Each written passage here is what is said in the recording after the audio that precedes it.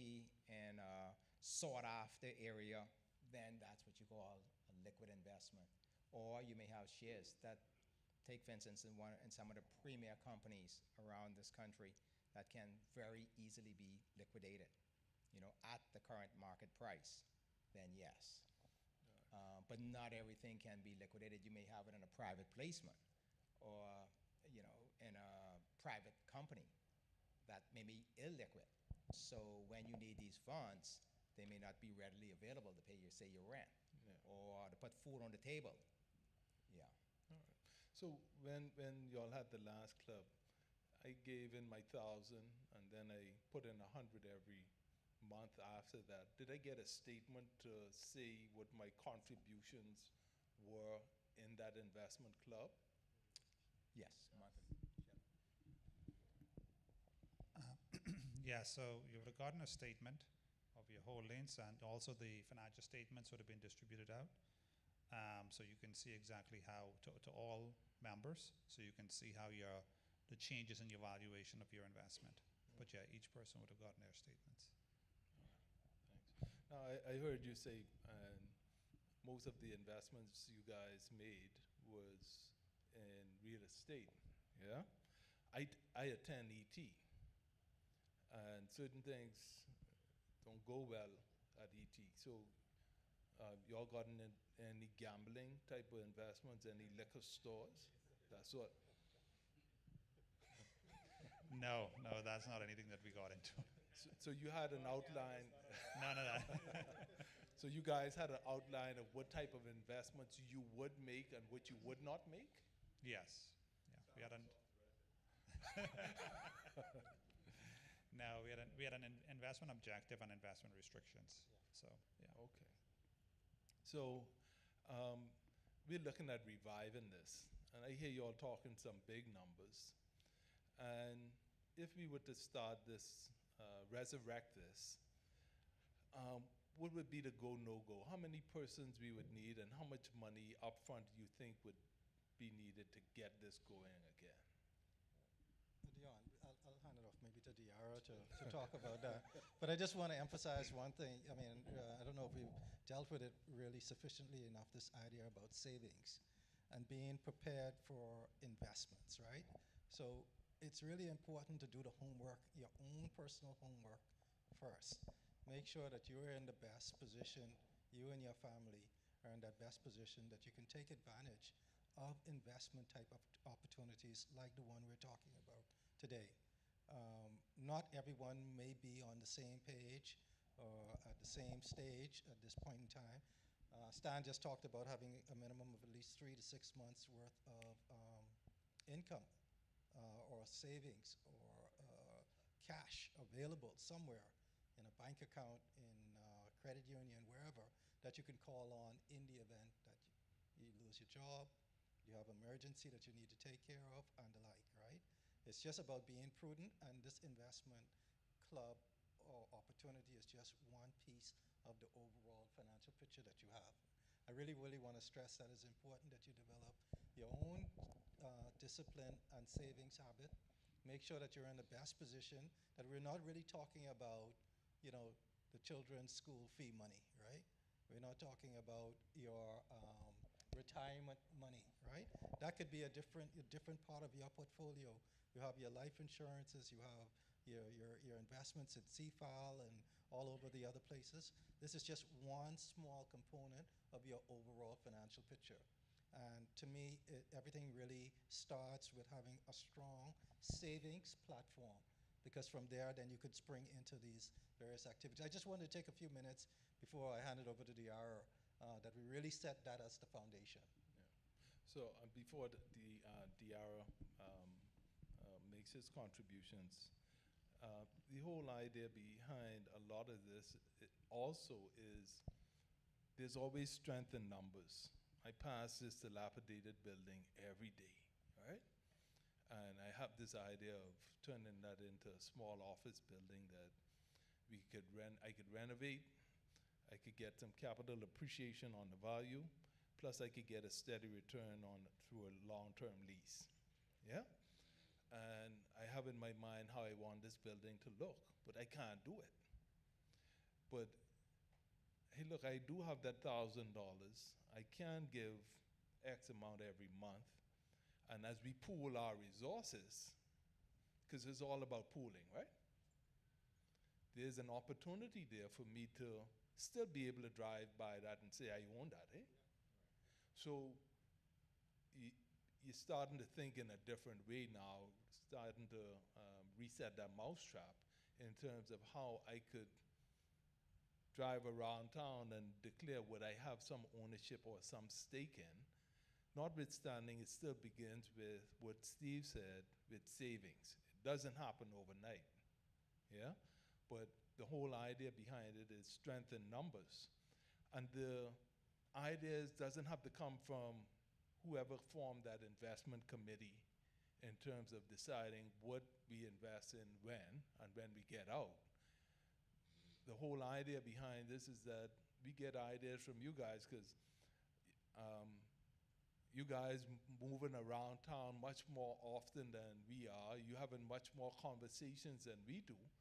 And we're not going to come up with the great ideas all on our own. So that's part of what all is behind it. But given that we realize we need to be prudent in our savings, and we'd like to resurrect this, and back to you, Diara, how you see this being feasible and sustainable? Because we don't want to start with a lot of steam and then fizz off after 6 months. Okay, so this was a question we kind of bounced around. So the thinking really is that to start off, you want to target initial between 150,000, 250,000. So spreading that across, we thought might be a number of around 30 men to 50 men. Thinking both of those numbers are strong stretches, but we are hopeful. That with 30 men, with an initial investment of $5,000 is $150,000. Initial. Why I said that is because when we would have started off some time back, things are a lot more expensive than they were. And so I'm thinking just to make it viable, you would need to start off with an investment like that. And then monthly contributions is something that I was thinking about as well. And so if you had $150 for the 30 men, it's $54,000 a year. 200, 72,000, 250, 90,000 a year. And that would be, I would think, something that would provide the needed funding in a relatively short period of time for you to start doing some investments. Again, we want to reiterate, the money that you put in has to be disposable income. Cannot be money that you need in the next 6 months or the next year. And so that is something that has to be considered. And just was doing a quick count before I started. We have about 27 men in here. Well, I didn't count us. So we would have just gotten over the 30, the 32 men. And I noticed no one left, so everyone in, right? Yeah, so that's what I was thinking. Yeah. So everyone, that may be a far stretch for everyone, right? So some of us may not be able to make that initial amount of 5,000 in terms of what we envision this model being. Some may be able to afford a little more than 5. What's the minimum threshold? What's the bottom, right? So we starting at 5 if we decide to push ahead, because this is still fact finding for us to see what the appetite is for the men and whether or not this would be a go, no-go, and how we would design the structure. So this at this time, we're exploring what the opportunities are to resurrect this. So the floor would be what, guys, in your mind? When I say floor, the minimum amount. And if we just look back at past experience, right, and that, when the opportunities did present themselves, we weren't in a readily position, and that's what really changed our goal, well, I guess the whole club to becoming a savings versus an investment, so our whole persona changed. And back then, if you think about it, um, almost all investments were at a much more lower price than it is today. Everything has increased.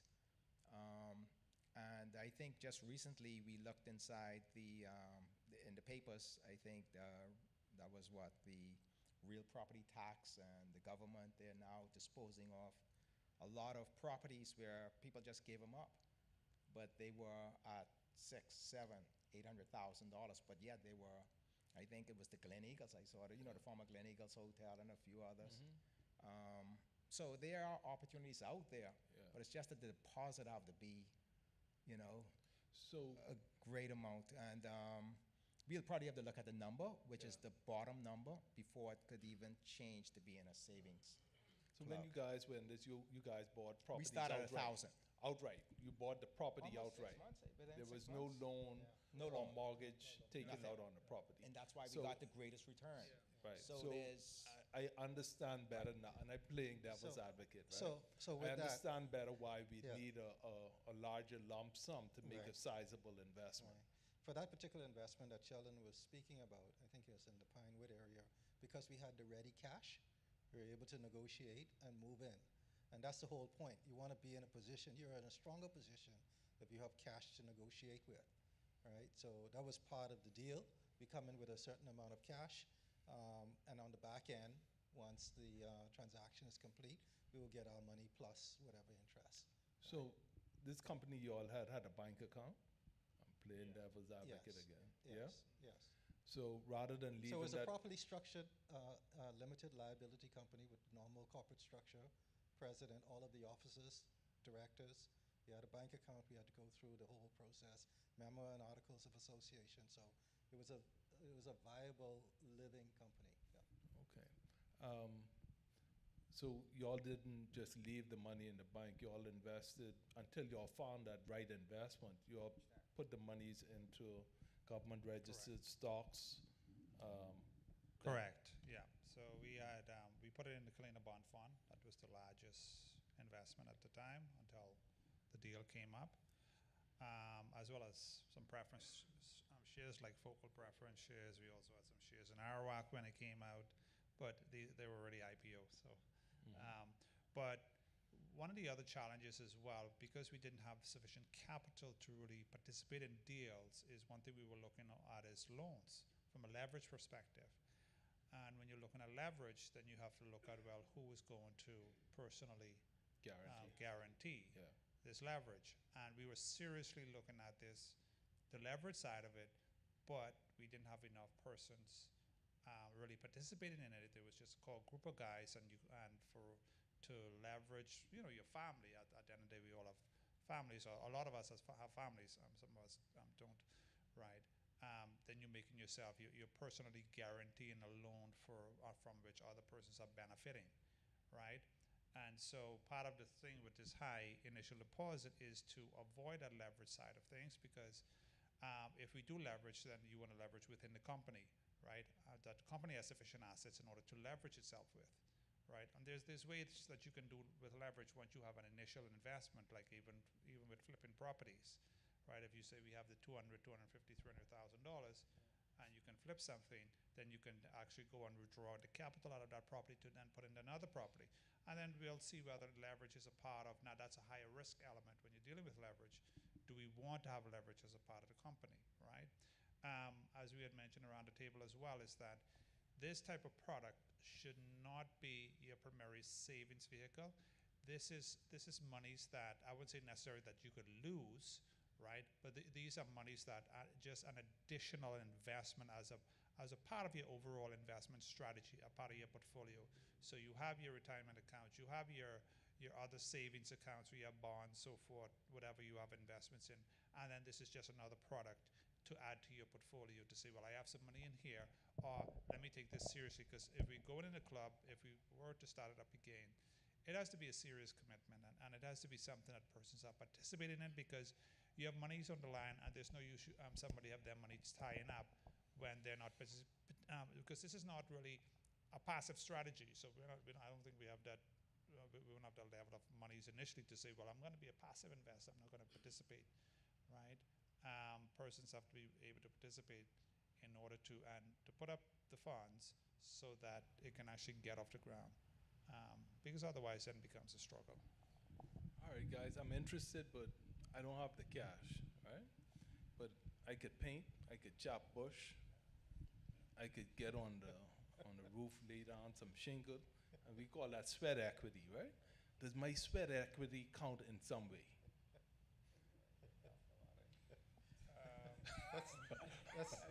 That's a big. I mean, the reality is, and that's the part you said. Okay, why join an investment group? I mean, we use this word club. For me, club is more. It denotes some kind of informality to it. It's really a serious investment organization, group, whatever you call it. We all come with our own expertise. If you're around me, I have all these accountants, right? I feel like, I'm suffocated in the middle, right? I don't know much about accounting. We have people who are tradesmen doing, you have technology people. You have all people from all walks of life. And I think all of us come together as part of this company to bring our skills, our talents, our know-how for the benefit of the entire group. And I think that's really where you asked earlier about why not just put your money into a bond fund or something. You can certainly do that, but this gives you an opportunity to expand a little bit more and then benefit from the talents and resources of the people that are a part of your organization. And the point here is that, I may not have the 5,000 today, right? But there may be an opportunity for me, maybe in the next 3 to 6 months or whatever, to still participate. So that door would still be open to Absolutely, me in the future. Absolutely. Many of the men here like me, I have to check with my wife first, right? Absolutely. All of us, man. Don't feel bad. So can I have my shares in my name and my wife's name, or because this is a man's ministry thing, this is in my No, name? yeah, it could be both in both of your names. No, yeah, I mean, yeah, you want to have, yeah. Shannon, I know really out of each. No, not really. Well, I mean, you could technically, you could have shares in that, right? In terms of with your register. So as Steve had mentioned, this was a fully formed company. We had a registered office, right? So we had so many authorized shares, and those shares then became issued shares as the persons purchased the shares. So with any corporate entity, you have to have a registered office, and then your corporate records are filed with that. Your registers filed with the records, so they could have on with the office, so they can maintain that. The option is there. Whether, I guess it's up to the guys whether we would want to participate in that, right? But the other way to cover it is Right of that survivorship. you can have a JT joint tenant with the right of survivorship, right? In terms of both, or otherwise there could be a beneficiary form, right? In order to cover that, so that we don't have all these names on the register, and then we're trying to track, well, who is it? Whereas it's strictly a man's investment group. And so forth. So this way, said we can cover for the wife to be able to make sure that she's a beneficiary of your investment. Yeah. So So, did I mean, you- once she's, let's say your wife is on the share register as a shareholder, Steve and Edris Davis. So, Edris wants to come to the meeting and inject her thoughts and her ideas. As a shareholder, she has that right. So it's just really something to consider. And that's why I would really suggest that you maybe consider going the beneficiary form route, looking at your will and your estate planning to make sure that she is protected by your investment. But I don't know if the idea is for us to have spouses to be. The issue and this is a joke. I mean, it's something that has to be This a debated, joke. discussed. Right. Yeah. This is a joke, Yeah. but the issue is she signed the bank account, Absolutely. right? Yeah. Yeah. So then that may be a challenge in Yeah, that, yeah. hey, look, I'm all on board, but I have to go and, and I don't want my man card get pulled. We men, we talking here, right? I don't want my man card get pulled on this. Where I tell you all I on board, and then I have to pull the arrow on the side. And say- yeah. So what I never hear run is that we would make that optional. That's a no-no, or and what Steve is saying here is that decide that. when we make a decision, let's just say one of the brothers came and say, hey, look, I see this business is struggling, but it's viable. And the owner wants out. Their kids are not interested in carrying on the business. And this may be a good investment opportunity to take this to the next level, yeah? And that may be an opportunity. But when we discuss this, at some point, if we have an annual meeting, that means any shareholder is entitled to come and participate. Right. And would that be making it a little awkward for us, or what? It would. Yeah, I think it would, yeah. You know, when we look at it, we're all comfortable, man. We have all men around the table right now.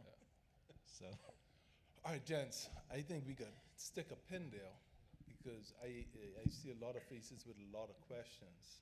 So, gents, we would have tried to have this round table to flesh out, as we call it, some of the challenges that we would have encountered in the past, what our desire is, what sort of numbers we're looking at a high level, and we want to hear from you, whether you're interested in or not, right? As to whether, hey, look, what about this? And hopefully one of us up here would be able to respond to that. So we want to open the mic now to any questions you may have.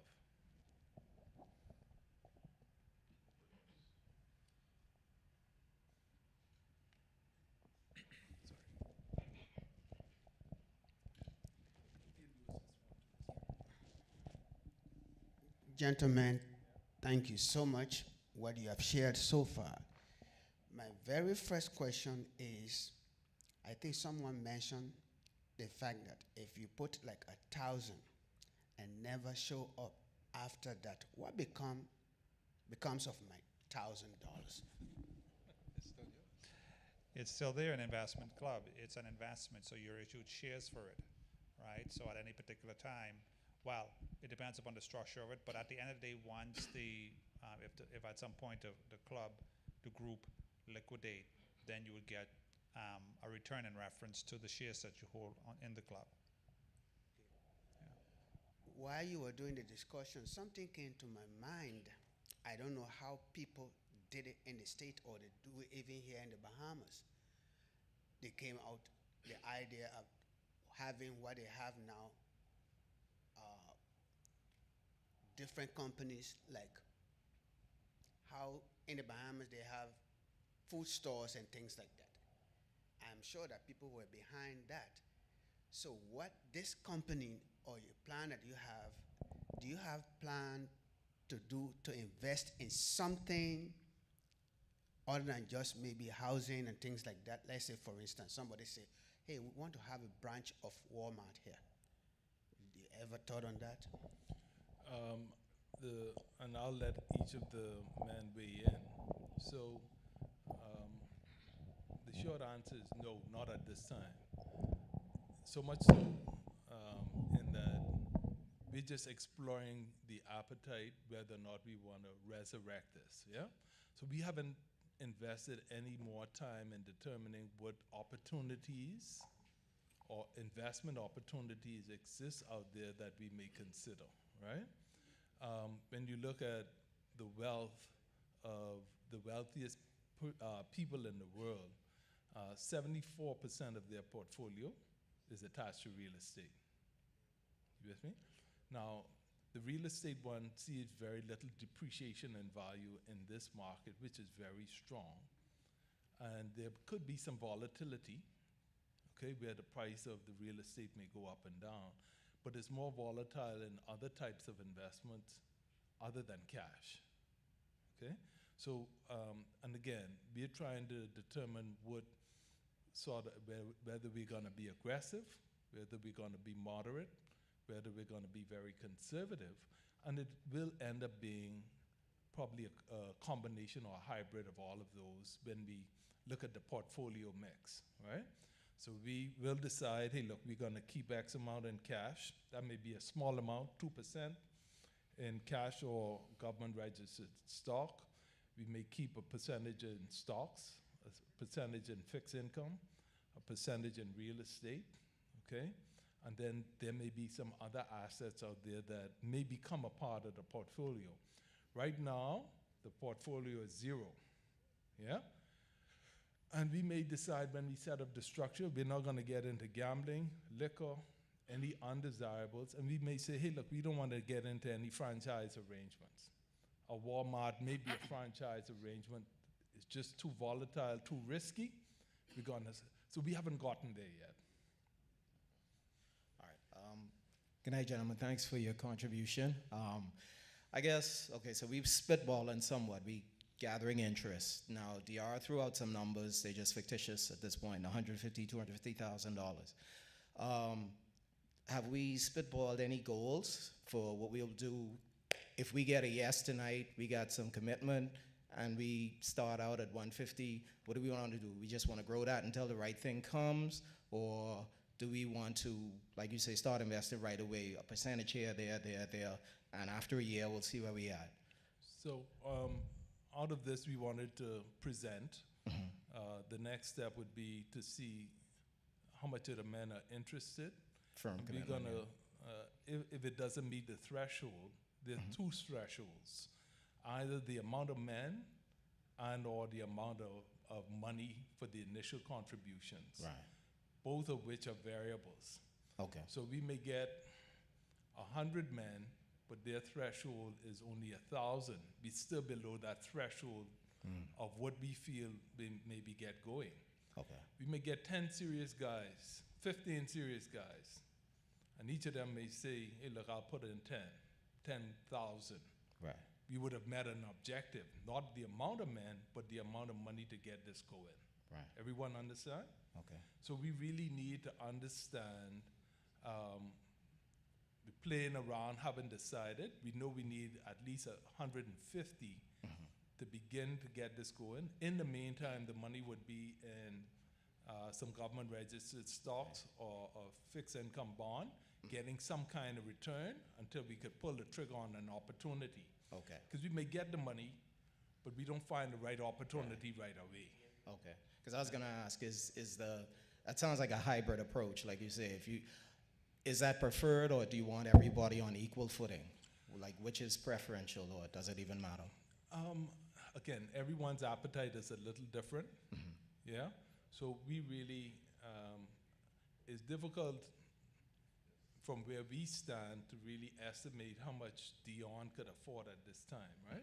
So whether we do it through a survey, some kind of feedback form, first and foremost to see if you're interested. Yeah. And hey, look, we need to be able to, your contribution, yeah. Okay, last thing. I guess, assuming we get over the hurdle, we get the interest, and we have people who are ready to contribute, we starting fresh, like brand new company, the old company falls away, we're not resurrecting that. Okay. Yeah, And then, I guess, one of the last thing I had, just so long as we thinking big, we mentioned like real estate transactions in Australia, Canada, where you could turn like $250,000 into $1 million or $2 million. Would something like that be a future possibility for the ET Investment Club? Absolutely, I Okay. would never rule it out. Okay, all right. Thank you, gentlemen. Good afternoon. Hey, Is this only exclusive for men from ET, or we could bring other men in as well? I don't think we're making it exclusive to ET, but if we're birthing this, I feel at least the minimum should come out of ET. And I'm not gonna lose sleep if it doesn't. But we're not exclusive to, I don't think we're exclusive to ET men. Okay. My next question, I can be confirmed if it's not for that. It's 3 men in my house, myself and my 2 sons. if we decide that we're going to start off with, let's say, $5,000, and every month will be what, like $300 or $150 every month, and how long would this be for? This would go for 5 years before you see a return? So from the minute we make that declaration, we're going to be putting those monies in some investment vehicle to start to earn some interest. It may not be sizable initially, but we're not going to receive monies and let it be idle. Okay? And idle, in my definition, is just sitting in the bank, paying interest on it, not receiving interest on it. And when I say paying interest, the bank fees erode the value of that dollar from the minute you place it there. Okay? So our intent would be to, again, as we strategize, put this in a bond fund until we could accumulate, or once we've accumulated the target amount, we will make an investment. And that may take a little while to materialize, but the soldiers will still be working. When I say soldiers, your money would still be working, earning some sort of revenue. And I like the idea of the number that Diara bring up, if we can get 30 men, and that's just throw the number of 30 men, and we get 30 men to get, like he said, $5,000 for, that'll be quite a bit, substantial bit of money. And if we were to give every month $150 to $200 for 5 years, that too, for 30 men, that will substantiate a great amount of money if they were to do it. So you would have to be giving this 300 or 150 every month for how long from the initial start? Okay, so that's a good question. I'm glad you brought that up. And I'm sure others can speak to this better than me, but yes, I think from where I stand that probably as a discussion you can have a target that once you would have reached a certain amount, then the monthly contributions can fall away. But that in itself says that now you have enough for it to be self-generating from that point. And so, you know, if we were to take the $250 a 30 man for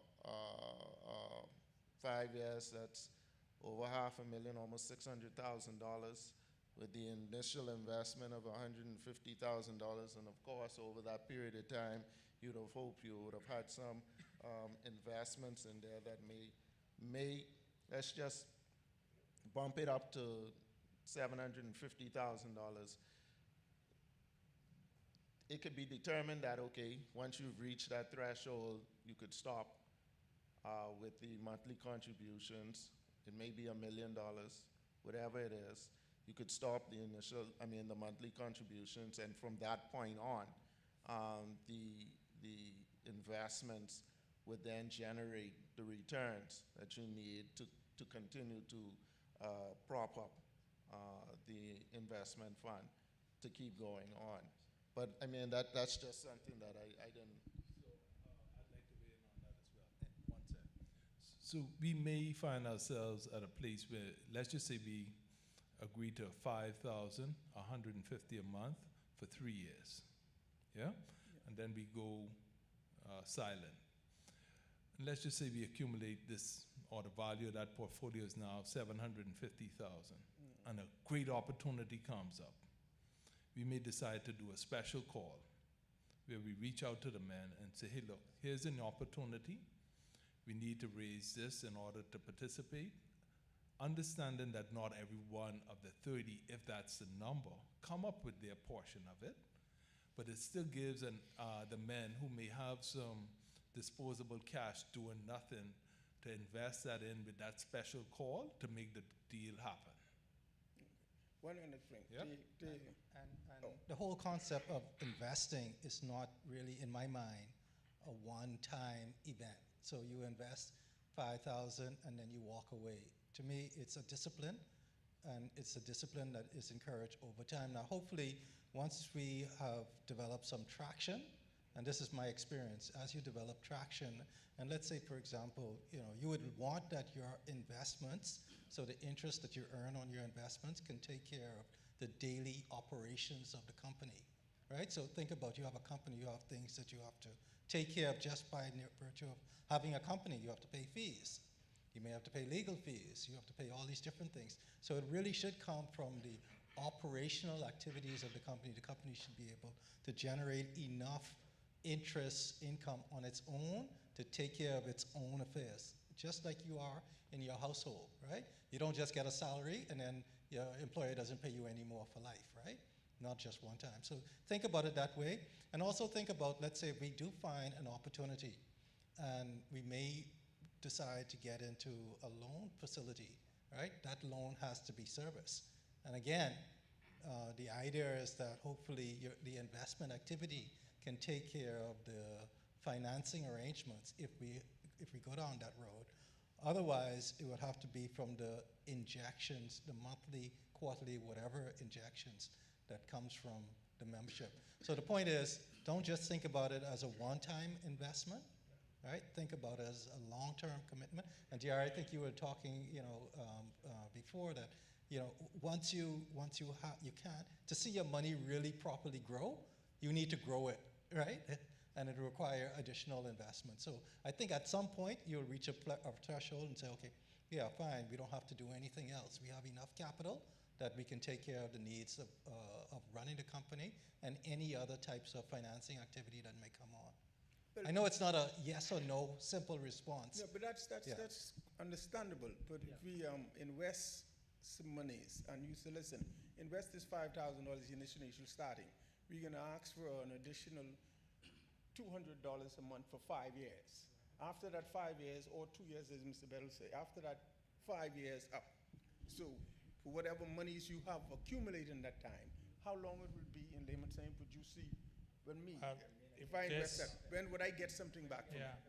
So it depends upon the structure of the organization, right? So as companies generate returns, which you want to, and it depends upon, do you want to maintain the core capital? So one way you could do it is after, say, 5 years, you maintain the core capital, say the core invested monies were $500,000.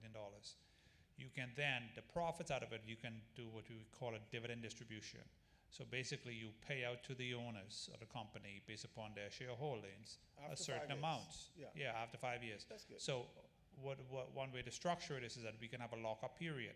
So basically what a lockup period means is that you would say 5 years. It means that your money is tied up for 5 years. You cannot take any money out of the company. That's fine. Right? And then after the lockup period, then there may be an opportunity open for withdrawals. And then you may also want to put restrictions on terms of the amount that can be withdrawn That's fine. at a particular time. So depending upon how we want to structure this.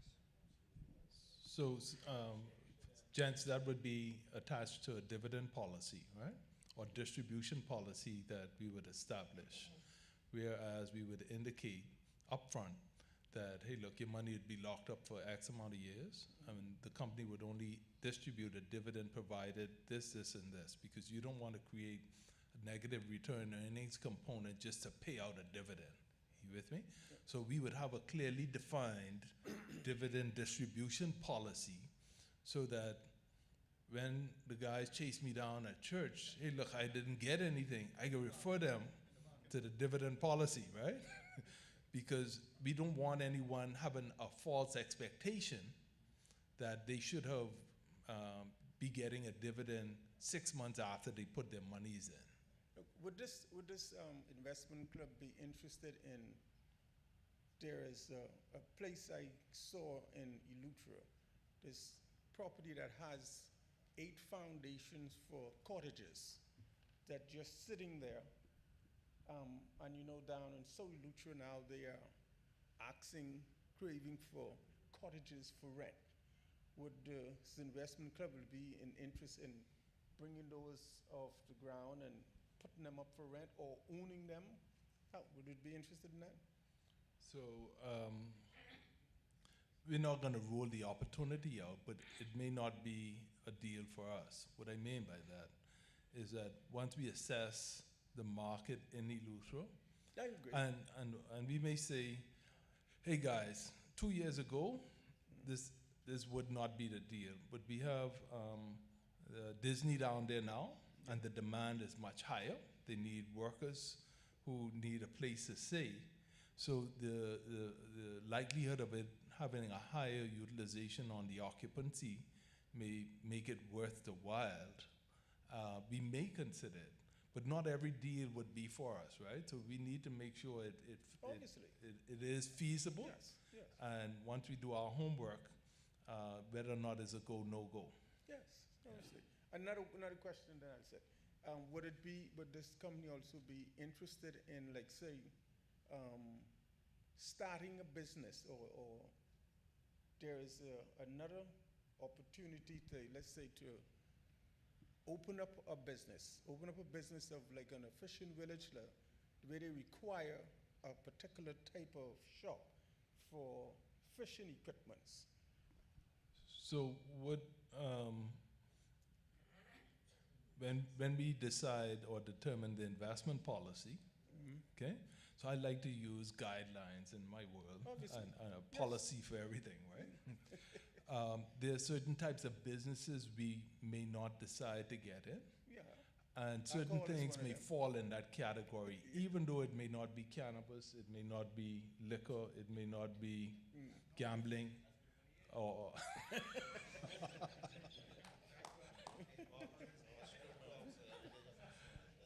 all right. So once it meets the requirement of our investment policy, it could be a candidate for an investment. That's the best way I could answer that, Okay. because we will have to establish an investment policy. Yeah, I mean, and the reality is, as a shareholder, anyone should be able to advance a proposal, right? That was just about to ask that. For consideration. Yes. Right? And I think, like, if it gets off the ground, we have this investment committee that will consider these proposals. And you come with your, you do your homework, right? So it's in other words that Right. while we are out, Yeah, so you say you have a fishing village down in the back somewhere, Yeah. and I can catch, 1,000 pounds of this, and No, it's whatever, not. right? Yeah. Yes, yes, And you yes, do the yes. math, bring a proper proposal. I'm sure it'll be considered. definitely. Okay. Once it, So Mr. Simonette, in my world, for every investment that comes across my desk for consideration, we do a decision brief. And that decision brief does the pros and cons, the benefits, the downside of any possible investment, and of course the exposure. And many a times I find that the best investment made of that nature, what you're describing, is really investing in the people behind it. Could be the best idea in the world, right? But if you don't have the right people behind that to make that move, and be dealing with people money, the risk I could afford to take personally, I'd never put this type of investment in that type of bucket, okay? So that's the best way I could put that. Good night. I was wondering, will the investment committee consider like digital assets as a part of their portfolio, mainly tokenization and real estate? I mean, for me, I don't invest in what I don't understand, right? So that's number one. And I think we had someone here talking about digital currency, crypto, before. And for me, I mean, crypto is not really backed by anything other than, how many people are carrying this particular currency at that. But I don't know too much about it, right? And if, again, it depends on what the investment policy is. And if a shareholder is interested in bringing that proposal, then you have to make a case for it, all right? What is the asset? How is the asset going to be valued, right? What is its current value? What is the market for it? How do you get in? More important for me, how am I going to get out, right? If something goes wrong, et cetera. So it's not an easy answer to that, just a one. Yeah, certainly not an easy one. So my response to that is, and me personally again, right? I only invest in what I prepare to lose, for the most part, right? The same way if I lend money to someone, I only lend them what I could afford to walk away from without tarnishing that friendship, yeah? I don't know much about digital assets, but I gave it a try, right? I was prepared to walk away from $500. I made an investment and set up 2 portfolios. and I look at it right now, live, one is worth $6,884, and the other one is $3,674.67. So just with that, I put it there and leave it. This been during COVID. I took a leap of faith, did some homework.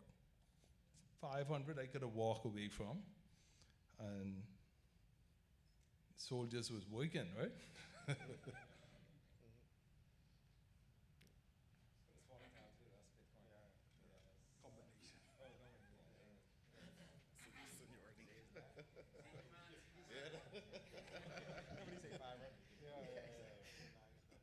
He's trying to say the oldest, to take the place. But, gentlemen, I think it was said in the book of Ezekiel, the dry bone. Now, what you have just said this evening, it came to my mind. Age-wise, this is a dry bone.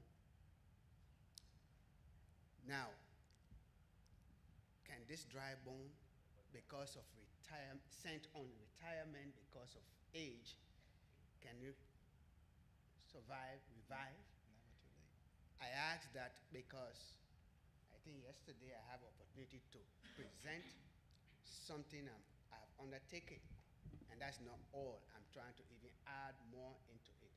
But tonight, or between this week, you're able to get it 30 or more, but this dry bone is not ready to get in.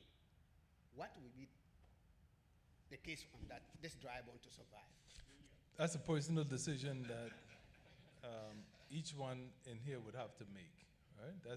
And this investment club isn't for everyone. We understood that even prior to making this presentation, that this isn't, I'm never going to tell Mr. Kakula, who is retired, to take a substantial portion of any retirement funds that he may need on a short horizon to invest in it, given that the lock-in period may be for a period of time. This may not be for you, and we ain't mad with it. We're not mad with the fact that this may not be a go tonight, but we just want to see what your appetite is out there, and we clearly understand there's no pressure at all. So they mean there's no time extended after the 30 or 35 people are there. Let me say, if I see myself improving financially because of what my undertaking is at this time, then 5 years after, that means I'm locked. If one circumstance would change, we may decide, hey, look, our upper threshold, especially if word gets out, you're doing well, and all of a sudden you have other men around town or from other men's ministries or other men of God wanting to invest, given that we may have the secret sauce, yeah? We may have to cut this off at 50. We may have to cut this off at X amount, because certainly whoever goes in front bears a bit more risk than someone who is coming in down the road after everything is established. So that's where the valuation of the fund comes in, to make sure you don't lose your equity for the risk that you would have taken up front. Okay? Good night, everyone.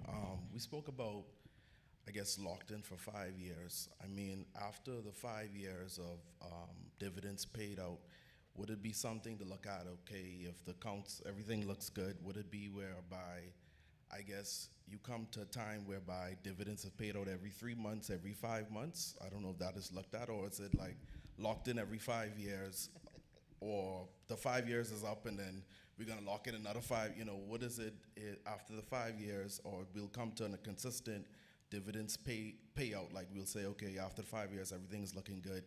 Every 3 to 4 months, you get a statement of your, what you put in, and then you get back every 3 to 5 months. I don't know, that's what my question is. All right, so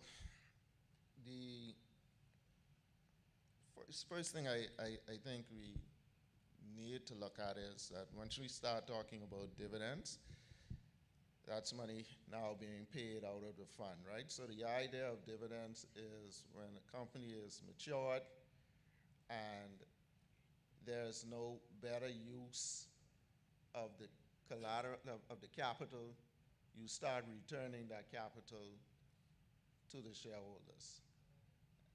So the 5 years that we were talking about initially was the contribution period, and I was just giving a period of time that if you put in at $90,000 a year, let's say, over that period of time you will have this amount, 600,000, and 750,000 once you add in the initial investment, and whatever investments would have happened in that 5-year period of time may have given you, let's say, somewhere 800,000, 900,000, maybe up to $1 million, that it could be decided or determined that once we get to that point, that the fund needs to generate its own operating capital and what it needs to continue on to successfully invest. But if you start now after 5 years, which is not a long period of time, to start paying back out of that money, then the fund, you're essentially saying we're matured, and obviously you could structure it in such a way that you say you could return this amount back every year and still survive, but then you got to look at the numbers that you would be roughly under $1 million and returning, and it would be difficult to sustain yourself over a period of time. Now, I mean, obviously, others could chime in, but the idea of dividends is the idea of maturity, and saying that the best use of this capital is no longer capital appreciation. We can no longer work this money to the maximum, and so now we are paying back, the shareholders, and so yes, look at your returns in two ways. One is it growing in the fund, right? Appreciation, and then once you reach a particular point, you could think about returning capital in the form of dividends. But 5 years is probably not going. I shouldn't even say probably. It's unlikely to be the target that you could expect to say, okay, now I'll be getting dividends back. No, I think you well explained it, because I mean, Yeah, just want to make a comment, because I look at this type of investment, and the way you have to look at it is if, okay, I know when I invested in Cable Bahamas, Cable Bahamas came up with that $1 per share. Remember that? That put my son through college. Yeah. And I think I invested 20,000, got back 80,000. But when you look at an investment like this, and it's really appropriate for the younger people, you're not looking to get anything back right now. It's like buying property, right? You buy that property, $10,000, and then 20 years down the road, it's $500,000. I think that's how you're looking at this, right? Am I right, guys? Yeah. Long term. This is not a short-term investment. If you want to do that kind of stuff, that's when you go, you go down to, and I'm not telling you to go there, but you know where you go to get that type of investment. It's not that kind of investment. It's a long-term investment. I won't call it that. But, so one thing I would say, I asked the guys, right, because this is sort of like short notice, right?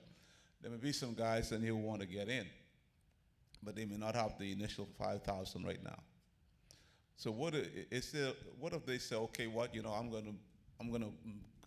go after, I'm going to bring my 5,000 over maybe a couple of months, or give me time, Is there a strategy for them to get that initial investment so you don't turn away some people who may a benefit from it. You know, you look at it from that perspective. Yeah, so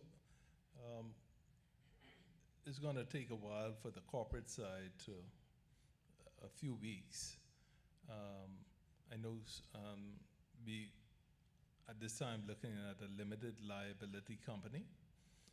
Steve had indicated that he may have one on ice, but we'd still need to peruse the arts and MEMS to make sure it's in alignment with an investment fund. So the company would have to be set up. We'd have to set up, establish the officers and directors of this company, ensure the authorized capital would be sufficient for what we intend to do, the par value of the shares, and establish a bank account. So there's going to be some groundwork that would be required if we decide to move ahead. And if after we leave, we feel that it's in a positive direction, we may send out a notification that, hey, look, come October 1, or by October 1, you have your funds in, to give those that are interested that may have assets that they may need to liquidate in order to participate, so it isn't a big rush on everyone, yeah? So we want to be calculated and methodical, but yet fair to everyone to be able to participate who's able and can participate.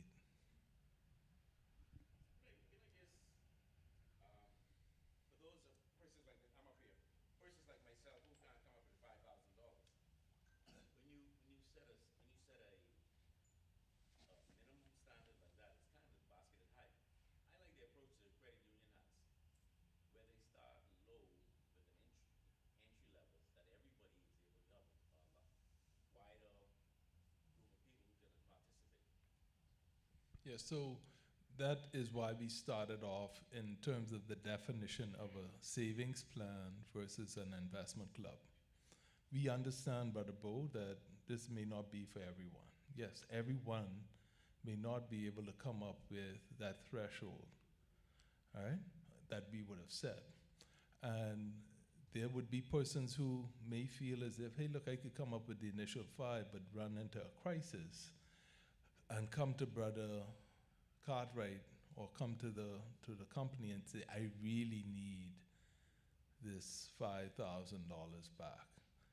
The right vehicle for them would be a savings plan whereby that funds are being set aside routinely to pay some expense in the future. Because ideally, that's what a savings is all about, right?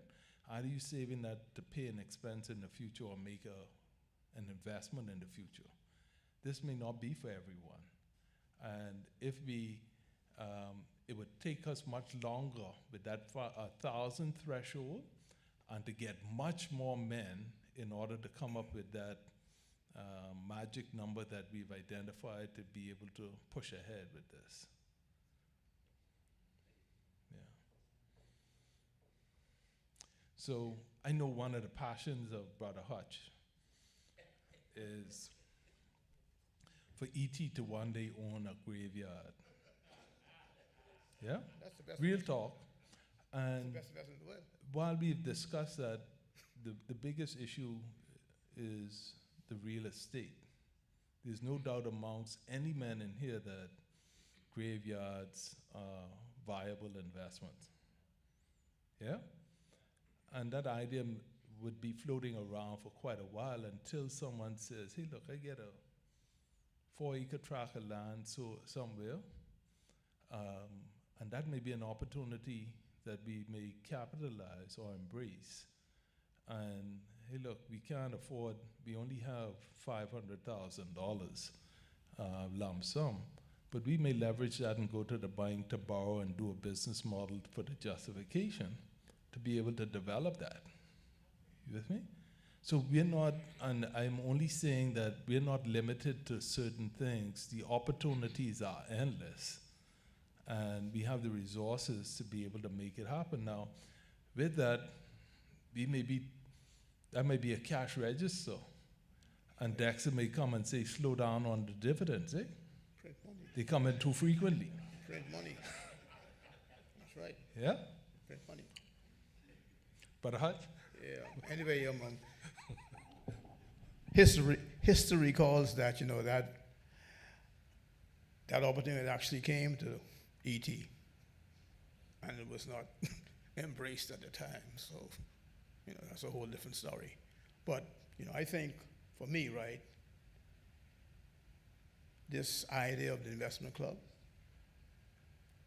it must take on a different significance in terms of how we tend to think so short term. This is something that has to be viable beyond the generation of the men in this room right now. I see it as something like it's a children episode, because like if you ain't looking that far ahead, you probably ain't looking.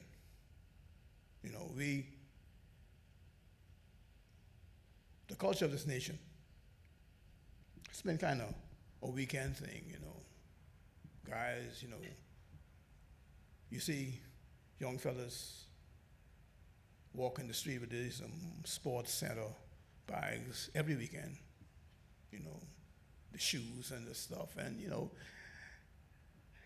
that's not too far removed from how the older people in our generation think.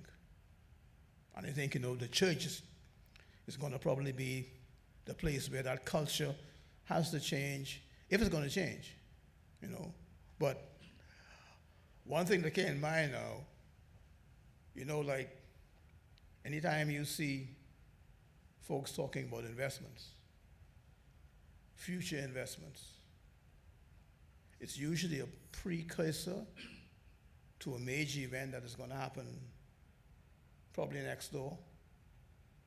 Because, I think we see a pending government change in America.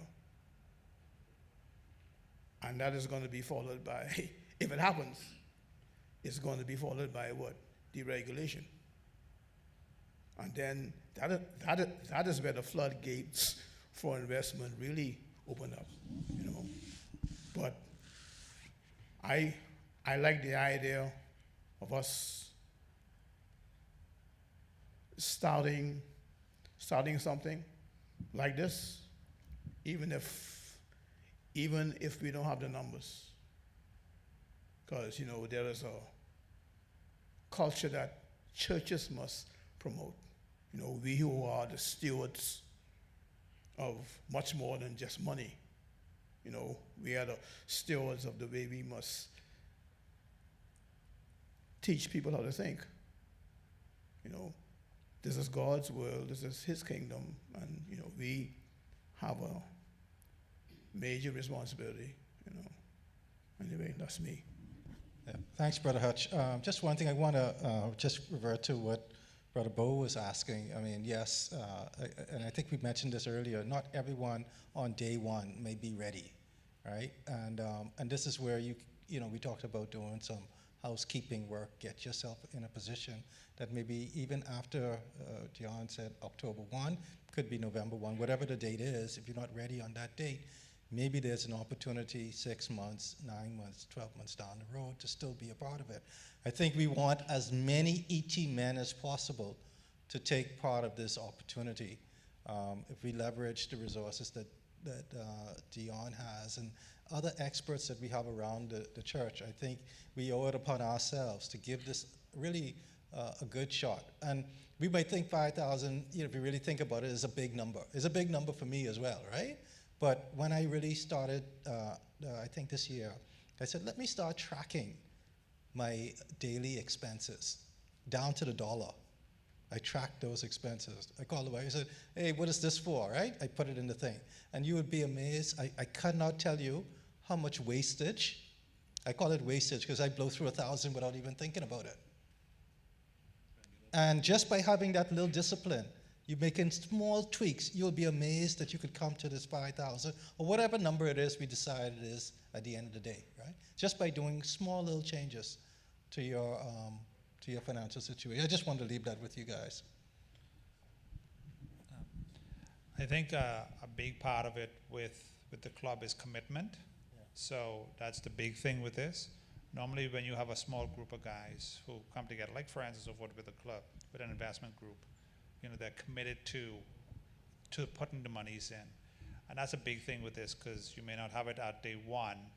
And you may say, well, I can have it in 5 months, so I can do $1,000 a month, but you have to be committed to doing $1,000 a month. Because I don't think what we won't want if the group, if we go ahead with it, is that we have a lot of commitments, but then no monies are coming in, and other persons are putting money in, and then you have to disband the club, right? Because you have to set up the corporate entity, that costs money. You know, you have to incorporate the entity. There's registered office fees, right, which you got to pay every year to the government. There's company fees, and there's registered office fees. So it has to be sit with a corporate entity in which you have to pay them a fee, $5,000 to $1,000 a year, right? And there's other operating costs. If you have a resolution, the corporate office is going to charge you for that, right? So there are expenses, ongoing expenses with the operation of the entity. And so the key is that it is commitment, and it is actually a go ahead with the gas pedal to the floor, so that, you know, it can become a successful venture. So would the sidebar question is, do we ask for a commitment today? Maybe what would be good, so that I never jump outright, I take that home, I pray about that, and I ask for guidance, right? Maybe, I know through WhatsApp now you could do a poll, and what we could do is pose a little questionnaire in terms of what feedback we want. Not everyone see the results of the poll. And if we allow Brother Eric to run the poll, we tell him what all we want to ask for the commitment, and get the feedback. In that forum, we know we have access to all of the men, some whom may not have been able to attend tonight, but are interested, and get some feedback from the poll, close the poll in 3 days or a week, and we run with that to make a determination if we want to proceed ahead. What do you guys think?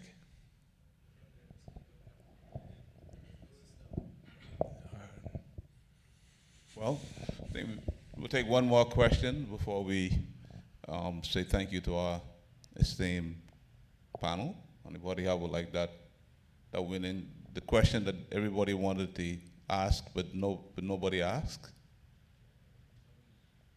So, can I ask something? Yes, absolutely.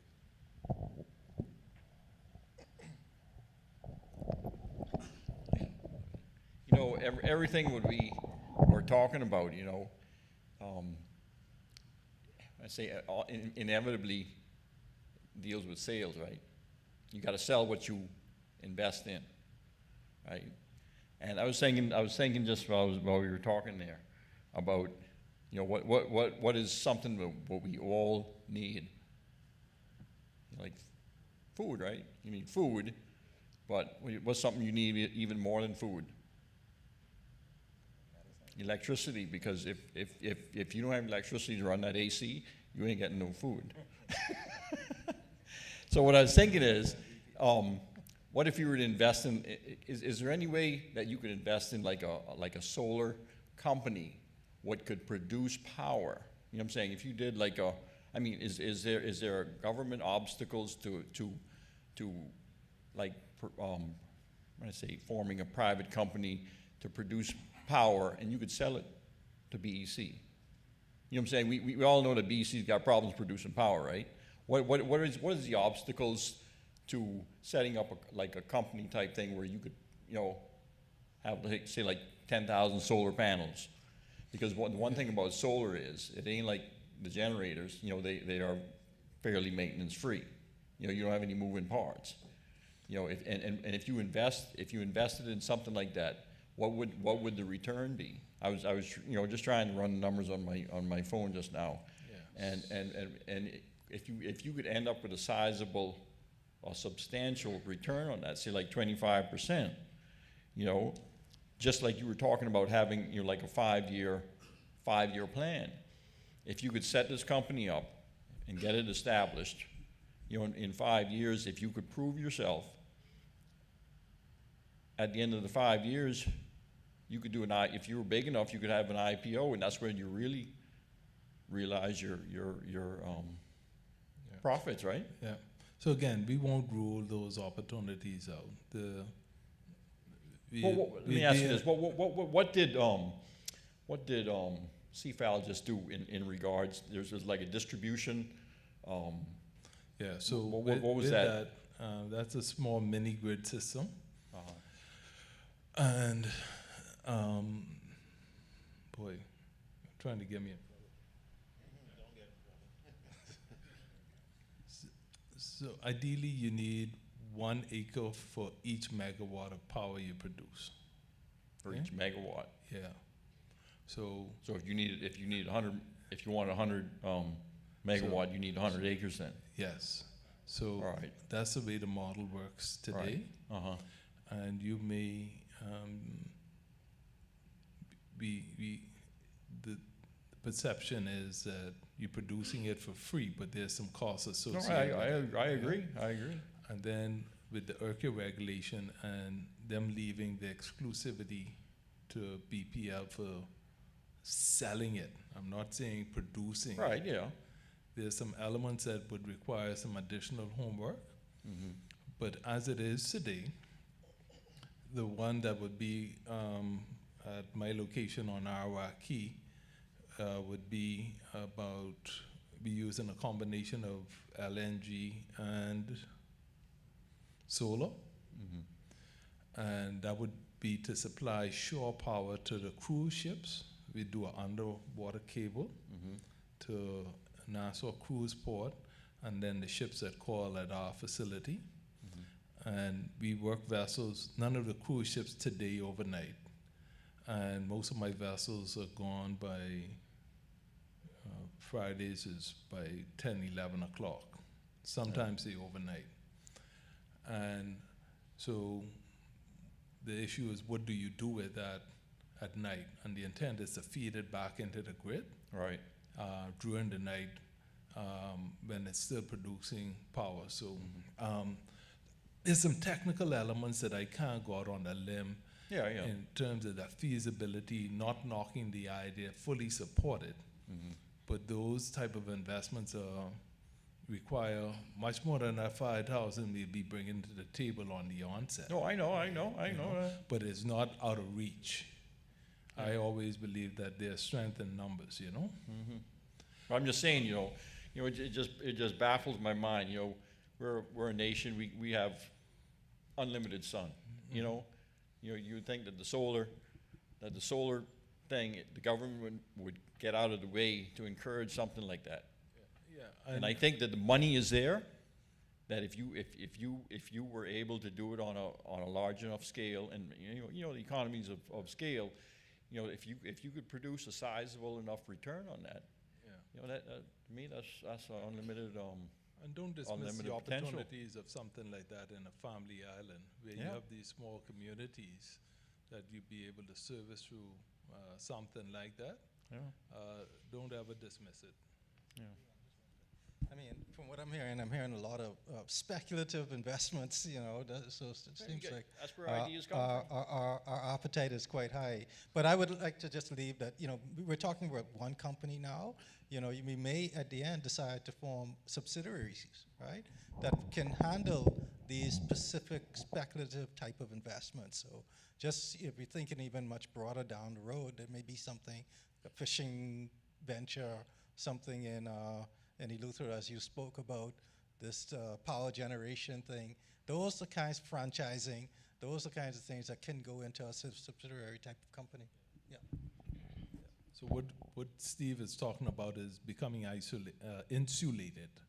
So when you make an investment in something like that, because we're a limited company, if we did everything in that company's name, everything would be exposed if something went south. You set up a subsidiary, which is another limited company, and is limited to the value of that particular company. It doesn't bleed over into the parent company. You with me? So there are different strategies that we could adopt, introduce to ensure we protect the primary asset, because the ultimate goal is asset preservation as well, right? Okay, guys, so let's give our panel, let's brother Dion and his team. Did you think they did a great job? Awesome, you know, and that's what men of ET can do when we come together. All kind of talents we got here. And I'm sure we're going to hear from them. And for those of you who are ready to take part in it, when we do the poll, you know, you can participate. So now we're going to pray, close us out, and you can start practicing your investment by investing in the Men of Action. And when our guys come along. And it's good practice. So let us close in prayer. Father, we give you thanks and praise tonight because, God, you are the God of all wealth. Everything that is on the earth, you own. All things. You own the cattle on 1,000 hills. Father, I want to thank you for our panel tonight, for their sharing their knowledge. And, Father, for the man who came with tonight, God, that you will open opportunities that if it is your will, that what we have started here tonight is the same way that most of these multi-billion-dollar companies have started, just like we are doing tonight. And so we can't be short-visioned as we look to the future. Even after we in this room are all gone, this investment club could still be going on. And so, Father, I pray that you will share that vision in our men. And if they decide that they want to invest in this, the side benefit from that is that the church will also benefit, because one of the things that was not mentioned is 10% of what we invest goes into the church as our tithe. And I know that's the way it was in the previous organization. But so this is also an investment in our church. So, Father, we thank you for this night. And I thank you for the men that are here. And, God, that you will get us all home safely. In Jesus' name, amen. Thank you, brothers, for coming out.